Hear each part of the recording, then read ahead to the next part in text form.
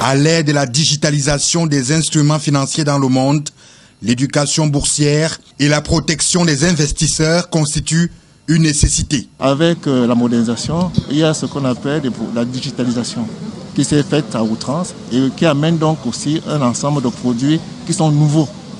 Et ces produits-là sont tellement nouveaux que parfois on ne maîtrise pas tous les contours.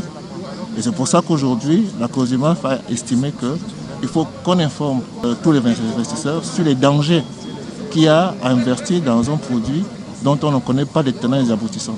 Par ailleurs, au cours de cet atelier, les risques associés dans les produits de placement en crypto-actifs et produits dérivés, par exemple, sont présentés et quelques solutions proposées. Prenons un exemple. Quelqu'un vous dit « j'ai un produit intéressant ici, il faut venir me voir ».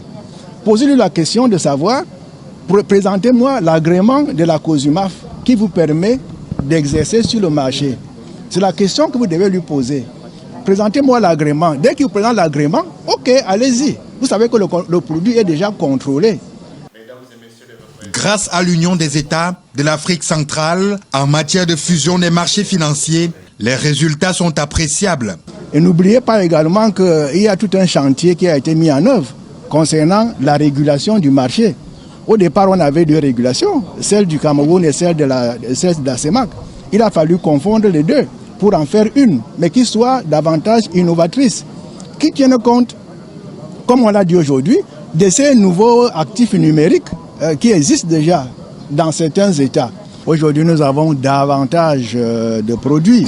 Rappelez-vous que lorsqu'on faisait la fusion entre Douala Stock Exchange et la BVMA qui était à Libreville, nous n'enregistrions pas autant de titres. Aujourd'hui, nous en avons 5 qui sont cotées, 5 actions, dont une a été cotée pour la première fois en 2021. Ben, je pense qu'on fait des petits pas, mais on fait des pas quand même. Au niveau des obligations, bon, la gamme s'élargit d'année en année. Vous avez maintenant la BDAC qui a décidé de faire des appels à l'épargne publique toutes les années, pendant 3 ans. Mais pour nous, les opérations sont en train d'avancer. Les échanges s'achèvent le 15 octobre 2021 prochain.